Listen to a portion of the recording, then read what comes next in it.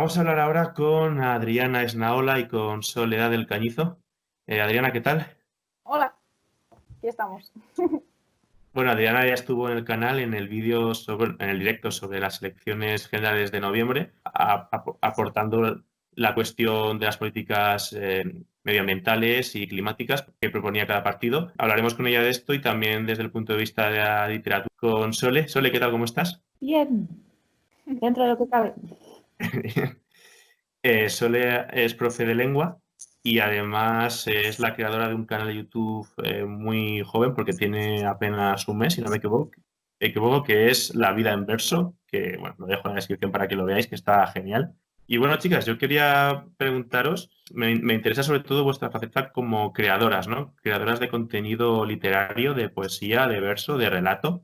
Pero antes de irnos a ello, querría empezar por una cuestión individual a cada una. Adriana, yo te quería preguntar a ti en primer lugar, desde tu rol de activista, ¿cómo estáis viendo en los colectivos en los que estás metida? ¿Cómo estáis organizándoos? ¿Cómo estáis analizando la situación que estamos viviendo? Bueno, antes que nada quería darte las gracias, Pablo, por estas cosillas que haces siempre, de preguntarnos, de sacar estos temas, de que se hable y que se divulgue, es súper importante. Y bueno, en el activismo siempre estamos pendientes de lo que pasa, ¿no? Entonces, esta circunstancia, de alguna manera, pues entra dentro de esa alerta constante, ¿no? Bueno, sí, los mensajes de que hay menos contaminación, o sea, la actividad económica ha parado de repente y se están notando los efectos. Entonces, lo que, digamos, el activismo ahora está bastante preocupado de transmitir es que esto es pasajero. No podemos contentarnos con este parón, ¿no? Porque lo que hacen falta pues es lo que lleva haciendo falta tanto tiempo, que son medidas específicas, leyes que protejan pues, los ecosistemas, que es lo que está en peligro.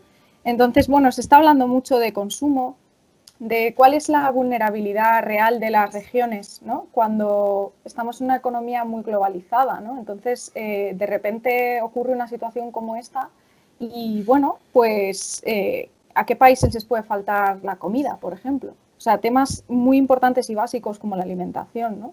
No sé, estamos como revisando un poco, como siempre, ¿no? Pues cuál es la situación y cuáles son las vulnerabilidades. Tratando de sacarlas en las redes, como de ponerlas sobre la mesa y que se dé cuenta la mayor parte de la gente posible de que, bueno, pues que esa vulnerabilidad solo puede aumentar con el cambio climático. Entonces, pues por ejemplo, con lo que se refiere exclusivamente al COVID-19, se está hablando de que hay riesgo de que haya más pandemias o epidemias con el cambio climático. ¿Por qué? Porque los cambios en el clima van a favorecer que la relación entre humanos y animales cambie. Lo esencial es que cuando hay más contacto entre animales y seres humanos hay mayor riesgo de transmisión de enfermedades y de infección.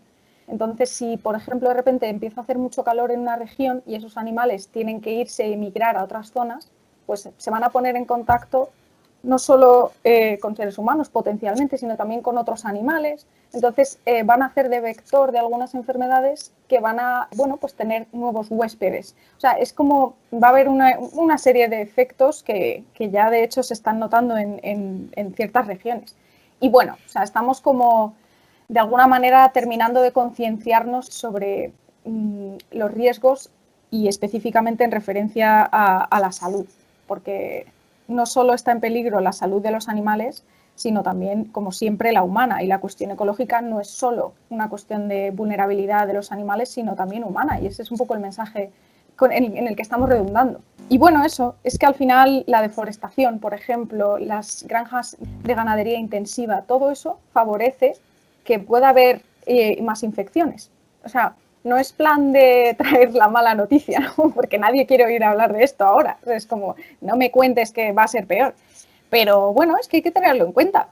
Y nada, pues lo que estamos haciendo es un poco recordar que, joder, pues como nos decían los profes, no lo dejes para el último día, pues es eso.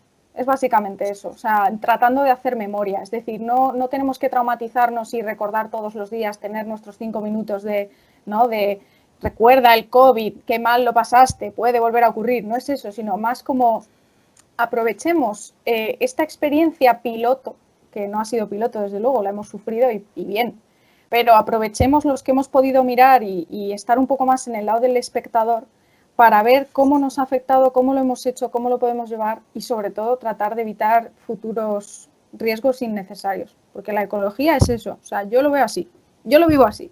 O sea, está el sufrimiento necesario, que es cuando tienes un duelo o pasa algo y es un dolor que te hace crecer, y luego está el sufrimiento innecesario, que es el que se podía haber evitado.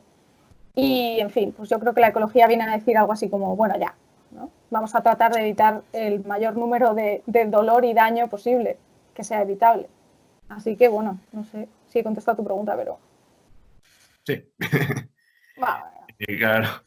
Y en tu caso, Sole, en tu rol como maestra, ¿cómo estás viviendo? ¿Qué reflexión tienes acerca de esta situación? A mí todo este año he estado en una circunstancia un poco especial que ha sido la de preparar oposiciones, que básicamente es encerrarte y aislarte del mundo durante muchas horas, durante mucho tiempo. O sea, que yo me estaba aislando un poco voluntariamente, como con el objetivo de prepararme para esas oposiciones.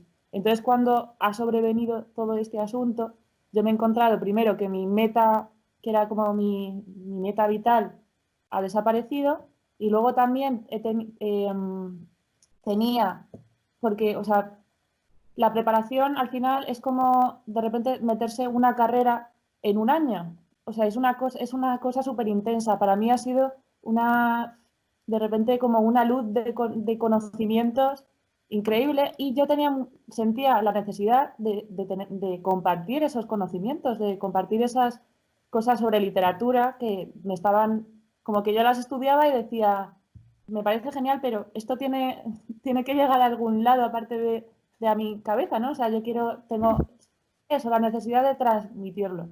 Y de ahí ha surgido un poco el canal, y eso, que yo creo que es un poco lo que está intentando hacer todo el mundo que es maestro, profesor, ¿no? Que en estos momentos, ya encima, más allá de enseñar o seguir con la normalidad o con la programación de su materia, sino también un poco tener ese contacto con las personas que están allí, que están un poco mirando a la ventana sin perspectivas ni horizontes ahora mismo, ¿no? Y para mí yo considero que la literatura concretamente es un mundo de mundos, que también en estos momentos, ahora que tenemos todo nuestro mundo, digamos, limitado, pues tenemos otros mundos a los que sí que tenemos acceso gracias a la literatura.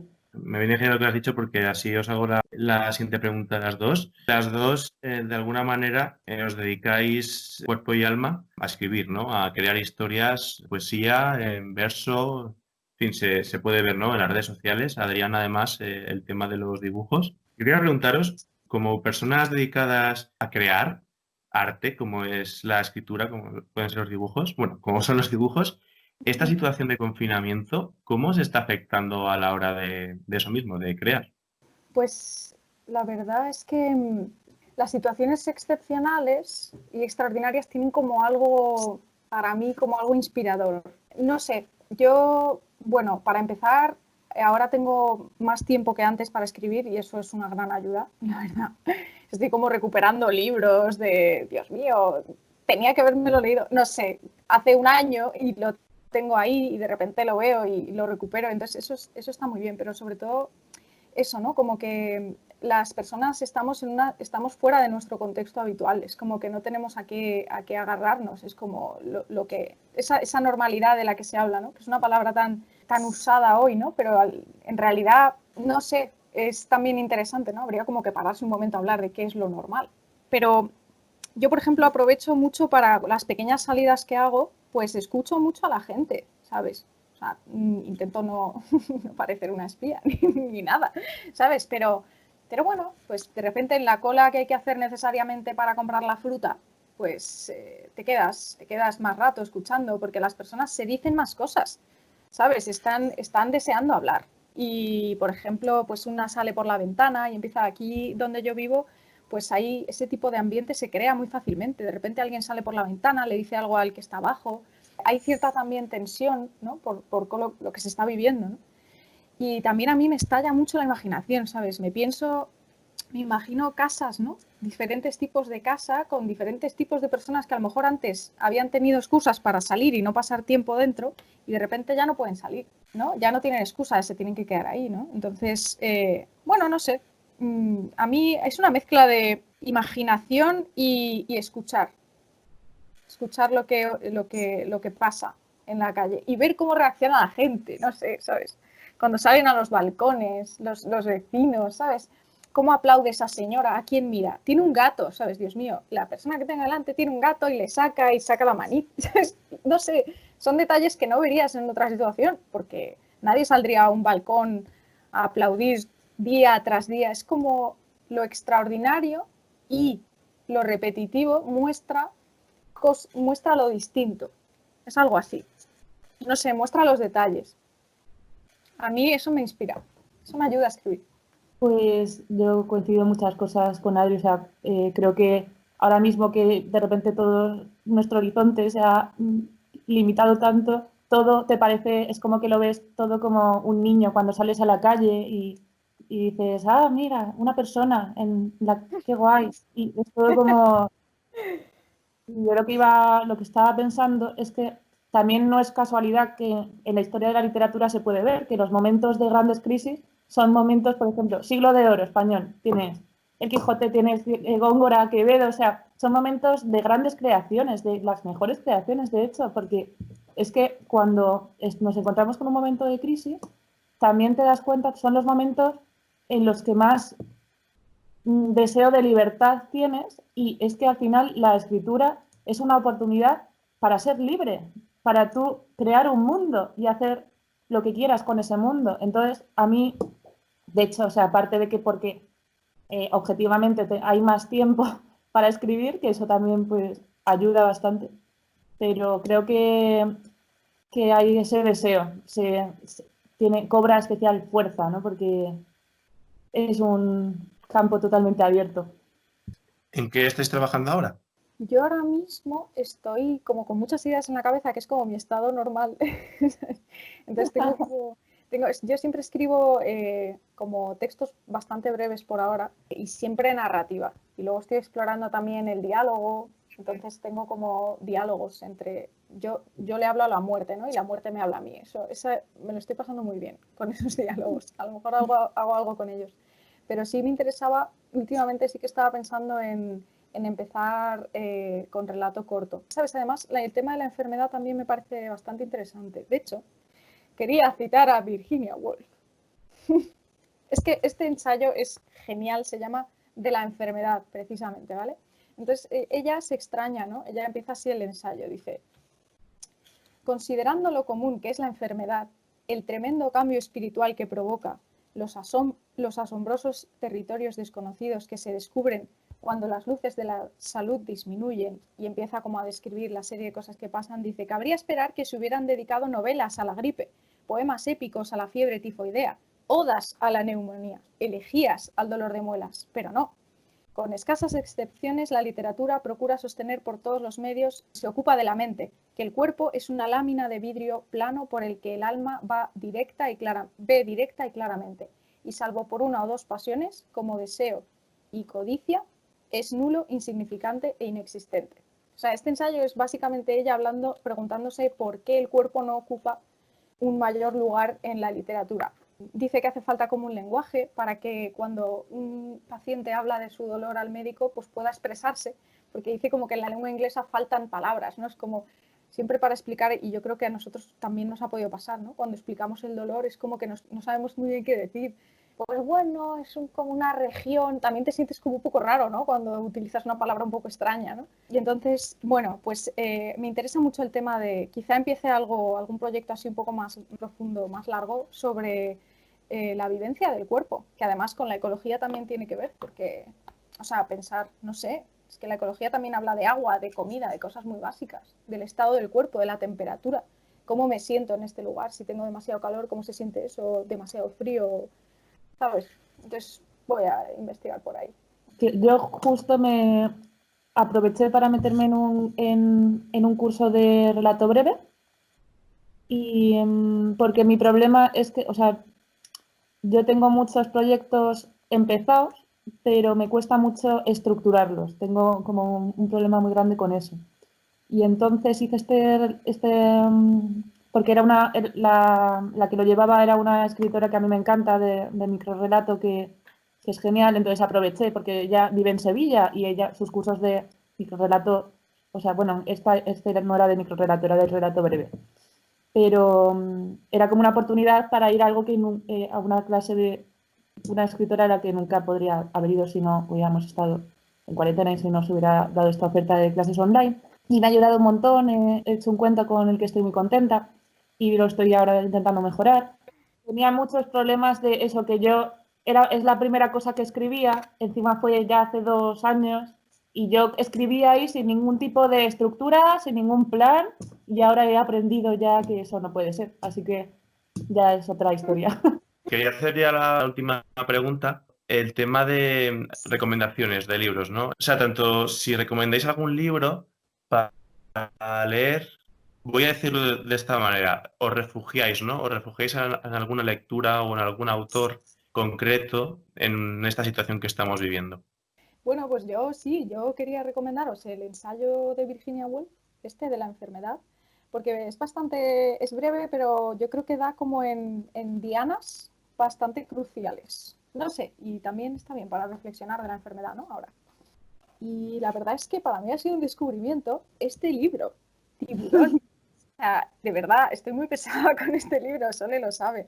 Pero a mí es que me saca absolutamente... Es un refugio, Pablo, tú lo has dicho, de verdad no lo podías haber dicho mejor. Es un ¿Cómo te refugio. vas a hacer un tiburón, Adriana? Lo sé, ¿vale? Lo sé.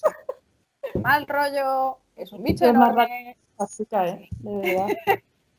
Pero es que o sea, es súper envolvente, ¿no? O sea, además la historia es extraordinaria. Y este libro, además, os diré que se lo decía el otro día a Sole, que para publicarlo el autor tuvo que batallar, porque había muchas personas de verdad muy esforzándose mucho porque este libro no viera la luz, porque es, Encima nos contabas que tenía relación, ¿no?, con la situación actual.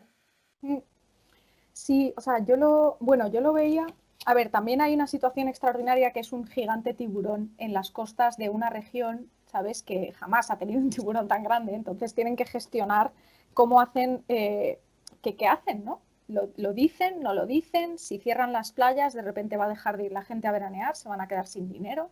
Entonces ahí se ve cómo la trama, ¿no? Cómo funciona el mecanismo por el cual la información se oculta o se da, en qué dosis y de qué manera, cuáles son las piezas, ¿no? Cuáles son los agentes que están involucrados en ello, el jefe de prensa, el jefe de policía, etcétera, etcétera. O sea, es como muestra muy bien los engranajes y a mí me recuerda un poco a la situación extraordinaria que estamos viviendo, que es como, pues que pone a todos a prueba, ¿no? ¿Cómo actúas en una situación como esta? Y luego, por otro lado, también oye, que a nosotros nos da mucho miedo el tiburón porque somos seres humanos y como este bicho se proponga meternos un mordisco, pues no lo contamos. Pero los tiburones forman parte de un ecosistema y también cumplen su función. Entonces, el coronavirus para nosotros no le quiero quitar ningún tipo de dramatismo ni un ápice de lo triste y horroroso que es lo que estamos viviendo. Pero sí me interesa esa perspectiva, ¿no? Esa especie de alejamiento para nosotros es un tiburón y es algo horrible y así lo dibujamos. Si un ser humano tiene que dibujar un tiburón, lo va a hacer así. Pero un tiburón forma parte de un ecosistema y no es malvado per se, ¿no? Igual que el coronavirus no es malvado, es un hecho, es un acontecimiento natural, ¿no? Este tema hay que hablarlo con cuidado porque se puede no sé, se puede dar a entender como si fuera algo necesario o como si no tuviera importancia. Pero, no sé, yo creo que esta perspectiva así para hablar de antropocentrismo realmente. Bueno, pero estos son ya temas que tampoco me quiero meter porque es demasiado largo. Pero por ahí van, todas estas cosas las tengo ahí en la cabeza. Yo recomiendo la lectura porque, insisto, te meten en una burbujita y te empiezas a meter en Amity, que es la región, y en las personas que están ahí discutiendo, hablando, cómo vemos, cómo hacemos. No sé, personalmente. ¿Y tú, Sole? Pues yo me he refugiado en muchísimos libros porque encima es que todo este año también he intentado leer cosas que estuvieran dentro del temario de la oposición, porque en el examen te puede caer un texto de toda la historia de la literatura hasta hoy, o sea, te puede caer un texto del periódico, de hecho. Entonces, más vale que te leas todo lo posible porque, bueno. Entonces, pues, como ya no tenía las oposiciones, pues he empezado a leer todo lo que me apetecía y ha sido maravilloso eso, en realidad. Pero el que voy a recomendar concretamente, bueno, yo he hecho un vídeo, de hecho, recomendando libros. Está en mi canal si a alguien le interesa. Pero es que justo tengo aquí, es que me lo he vuelto. Uno de los que recomendaba es Momo, ¿vale? Porque me parece un libro muy especial y creo que la literatura juvenil tiene esa... Hay veces que puede darnos un poco como de pereza o pensar que a lo mejor ya no es nuestro momento, pero creo que libros como Momo son libros que, encima, Momo concretamente tiene también una reflexión en torno al tiempo que te hace también plantearte qué es el tiempo para ti, o sea, el valor, ¿no? Ahora que tenemos tanto tiempo, pues eso también es una pregunta importante. Y bueno, y también es que vamos a hacer, una de las cosas que quiero empezar a hacer en el canal son clubs de lectura y Momo va a ser el protagonista del primero que hagamos, entonces por eso también lo recomiendo, básicamente. Y si queréis y lo habéis seguido, si no, no pasa nada, sobre esto. ¿Qué opinión os merece que en el comienzo de la pandemia del confinamiento hubiese tanta creatividad y que a partir de cierto punto empezase a desescalar, ¿no? La producción artística? Jo, pues yo la verdad es que no he estado en primera línea para nada. Pero qué pena, ¿no? Por lo que me cuentas, vamos. Yo sí, o sea, a ver, sí que estoy en redes, entonces sí vi más actividad al principio, la verdad. Qué pena que no haya durado el fuelle, ¿no? Pero también es verdad que, bueno, no sé, supongo que la inercia en la que un poco estamos inmersos nos lleva a eso, ¿no? Como al momento de subidón y luego nos cuesta mantener la marcha. Es una pena, pero bueno, he visto en algunas escuelas de escritura que ya están con iniciativas, ¿no? De cursos así innovadores, talleres también que están haciendo profesores de escritura creativa. Entonces, bueno, por ahí yo creo que hay que buscar ahí, ¿no? Donde se está moviendo, donde se mantiene, ¿no? El pulso, ahí. Qué pena, yo animaría a que siga la creatividad porque es solamente, no sé, aguantar. O sea, decir, bueno, a lo mejor ahora no me apetece ponerme a dibujar, ya se me ha pasado el subidón, pero es que yo creo que ese es el mejor momento, cuando se te ha pasado, cuando estás ya que te apetece hacer otra cosa, si en ese momento te sientas un segundo y te paras, salen cosas, es increíble. Y eso no lo digo yo, lo dicen muchísimos escritores. O sea, no sé, es una fórmula mágica, real. Sí, eso, el tema de que la musa no va a venir a ti, tú tienes que sentarte y que venga. Sí, la No, inspiración te encontrará trabajando, era lo que decía Picasso. que yo lo que iba a decir es que yo no he tenido una sensación de descenso muy significativo de la creación. Es verdad que yo sí que intento, porque a mí las redes sociales me aturullan mucho, porque yo, o sea, ya os digo que es que he estado un año entero que yo tenía, o sea, no tenía instalado Instagram, Facebook pasaba totalmente, o sea, estaba fuera. Entonces yo desde el principio, ya encima con el tema del canal, ahora que sí que estoy ahí como un poco enterándome un poquito más, sí que me sorprendió un montón. De hecho, me agobió un poco al principio porque eran tantas cosas que decías, oh Dios mío, quiero verlo todo. Es que están haciendo un recital de poesía en no sé qué sitio y están haciendo un concierto de no sé cuántos. Yo creo que también puede que el hecho de que haya habido tanto haya, porque la gente a lo mejor pensaba que el público necesitaba entretenimiento y como ha habido tanto, a lo mejor algunas personas han pensado, oye, pues a lo mejor no hace falta tanto y entonces como lo han pensado tantas personas, pues ellos pero yo siempre que me he metido en Instagram, por ejemplo, en fin de semana, joder, este fin de semana estaba una entrevista a Rosa Montero y como que siempre he sentido que algo estaba pasando. Entonces, no sé, no sé si es porque yo concretamente no lo he notado mucho, porque no estaba a lo mejor atenta, no lo sé, porque no sé cuál es el Supongo que tema. ya. ¿Cuál?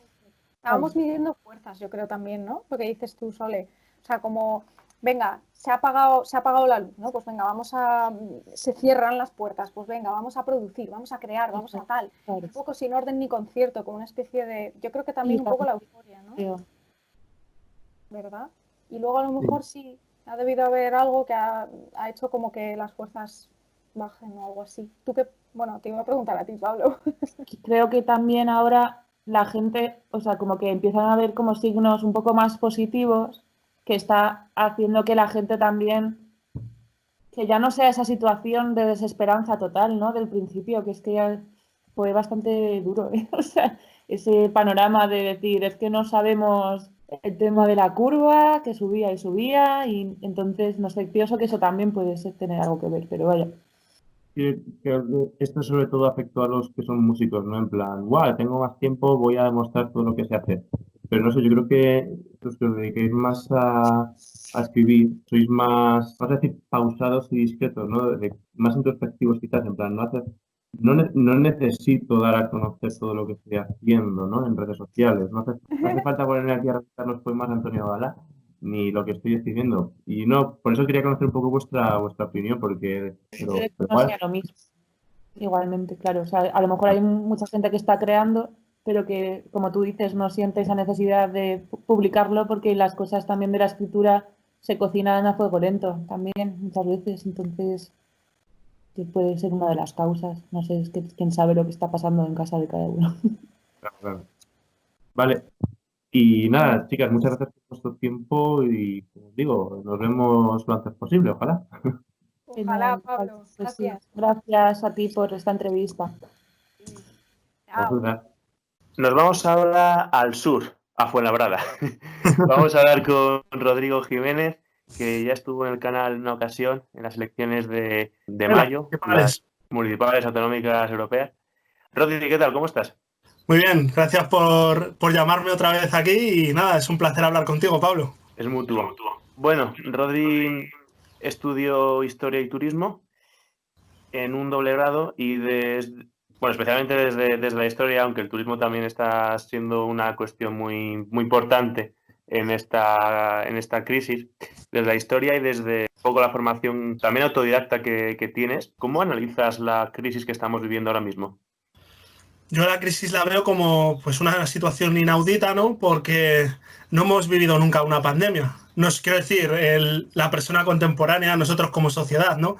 Nuestros antepasados sí que han vivido pues, pandemias como la gripe de 1918 o la peste negra de 1348, pero para nosotros es una situación inaudita y desde luego creo que va a devenir en una crisis y que nos va a poner serias dificultades y pruebas como sociedad, ¿no? Bueno, en realidad ya lo está haciendo con este confinamiento. Yo lo veo así. ¿Relacionarías esta situación con alguna reflexión o con algún libro, algún autor que quisieras traer a colación? Bueno, me viene a la mente, ¿no?, un libro que me mandaron en primero de bachillerato, maravilloso, llamado La peste de Albert Camus. Y bueno, sí que veo aquí un poco ese existencialismo, ¿no? Como al final somos una sociedad que, pues, muy influida por la globalización, el consumismo y demás. Te diría que incluso la insolidaridad. Y también, pues, lo veo como esta crisis también veo que ese sistema que se ha puesto de valores, incluso como sociedad, pues, está gravemente en peligro, ¿no? O al menos está siendo cuestionado. ¿Cómo crees que se va a escribir sobre esta crisis desde diferentes ámbitos, del ensayo, de la historia, especialmente esos? También se habla desde la filosofía, de la política, pero ¿tú cómo lo ves? ¿Cómo crees que nosotros, que somos la generación una de las generaciones que ha vivido esto, ¿cómo crees que lo llevaremos vamos a decir, a lo intelectual? Yo creo que va a haber, pues, habrá varias lecturas, ¿no? Pero yo creo que una de ellas va a ser, pues, poner en cuestionamiento de todo lo que se llama en historiografía el mundo actual, ¿no? Desde 1989, con la globalización, después de la caída del muro de Berlín y, bueno, las superorganizaciones intraestatales, ¿no?, como la Unión Europea, China, Estados Unidos, pues se va a hacer una reinterpretación y un análisis, pues, acerca de la globalización del mercado, por decirlo así, del neoliberalismo, ¿no? De cómo cada vez los estados tienen mucho menos poder y tienen más poder las grandes multinacionales, el FMI y demás. Yo creo que va a tirar por ahí, ¿no? Una crítica al sistema económico y social, ¿no? Si lo podemos llamar así. ¿Alguna cosilla más que quisieras comentar a colación de ese tema? Bueno, te quería comentar una cosa que se me había olvidado antes, que otro libro que también que lo analizo mucho aquí es el de Ray Loriga, ¿no? De Rendición, que te habla de una distopía, ¿no? Muy parecida a esta, vienen de una guerra y demás, y pues viven en una sociedad transparente donde todos se ven los unos a los otros. Entonces, pues bueno, también lo podemos enlazar un poco con el tema de las redes sociales, ¿no? Las identidades, el papel del Estado, sobre todo en esta crisis, ¿no? Con el tema de los bulos, de las redes sociales, de limitar la libertad de expresión, si lo queremos llamar así. Es un tema muy interesante. Claro, yo creo que todos los temas en historia son polifacéticos porque se tiene que tratar todas las cuestiones que lo afectan, ¿no? Porque la sociedad es compleja y necesita muchos mecanismos y todos esos mecanismos están en constante cambio y vamos a decir, carne de cañón para el análisis, pero quizás siempre todo ha sido muy dispar y creo que esta crisis es una buena oportunidad un poco para confluir, ¿no? Y demostrar que todo está conectado. Bueno, no quiere decir que no se haga, ¿no? No estoy descubriendo aquí nada nuevo, pero creo que es importante que estos estudios sean lo más multidisciplinares, ¿no? Por eso hago esta sección para para tener diferentes puntos de vista. Sí, desde luego, ¿no? Al final sí que se puede abordar esto, ¿no? Desde muchos puntos de vista y demás, y al final, pues no deja de ser una pandemia, ¿no? Que afecta a todo, afecta directamente a tu vida. Entonces, sí, en ese sentido sí que ya te digo, desde la historia pues se hará ese tipo de análisis, ¿no? Y a mí me va a resultar muy interesante, sobre todo, incluso desde la historia de España, analizar estos últimos años, ¿no? Tan curiosos, desde el punto de vista incluso parlamentario, de las políticas y demás, la inestabilidad que hemos tenido, ¿no? Va a ser muy curioso, ¿eh? A mí ya te digo, me parece muy interesante cómo se va a historiografiar, ¿no? Toda esta década, desde, Eso es. desde el 2008 hasta el 2020. Es Sí. apasionante. Empezamos ganando el Mundial y hemos terminado Pues la década, la pandemia. ha sido una década muy interesante, ¿eh? Me refiero desde el punto de vista historiográfico, Sí, sí, sí. obviamente. Vale, Rodri, pues muchas gracias por tu tiempo, por tu aportación y un abrazo muy fuerte. Lo mismo digo, muchas gracias por llamarme y aquí estamos para lo que haga falta. Un abrazo muy fuerte, Pablo.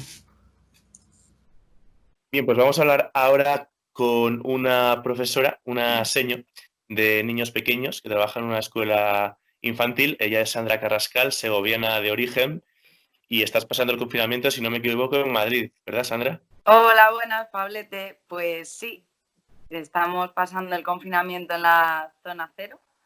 Ya vamos por el día, si no me equivoco, el día 36.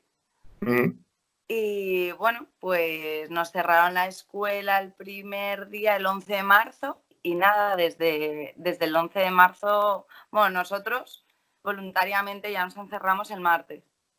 Y además tuve unos problemas con la garganta y tal, y decidí, por el bien de la empresa y el bien de mis compañeros, no acudir al trabajo. Por si acaso no había todavía todo este revuelo, pero bueno, creo que hicimos bien y por ahora dentro de nuestra empresa no se ha dado ningún caso, que sepamos, pero bueno, ahí estamos. ¿Estás teletrabajando? ¿Estás en coordinación con tus compañeros para trabajar con los niños a distancia?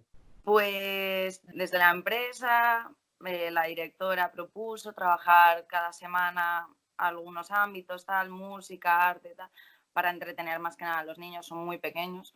Y nosotros damos, por ejemplo, de 2 a 3, entonces son más conscientes de la situación que estamos viviendo. Y bueno, les hemos mandado un vídeo de apoyo, todas las profesoras, y vamos publicando diferentes actividades a lo largo de las semanas que llevamos. Pero ahora es cuando realmente se van a poner en contacto con las familias para ver qué tal se encuentran, para ver, pues eso, hablar también con los pequeños, porque, jolín, tanto los pequeños necesitan de nosotras como nosotras necesitamos un poco de ellos.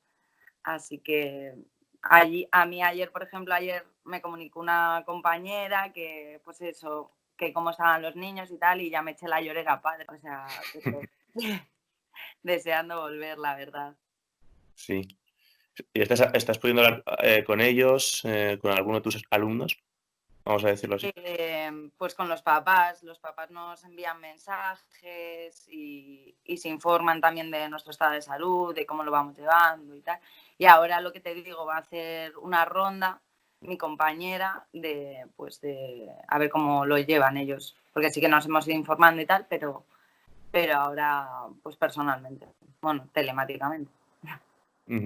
Guay. ¿De alguna manera en la carrera o en el trabajo os preparan para situaciones, no voy a decir como estas, sino parecidas a estas? Pues, a ver, yo sí que he estudiado y sí que he visto proyectos pues que se trabaja mucho a través de los medios telemáticos y tal, pero sinceramente desde mi punto de vista no me parece que resulte, ni menos en niños tan pequeños.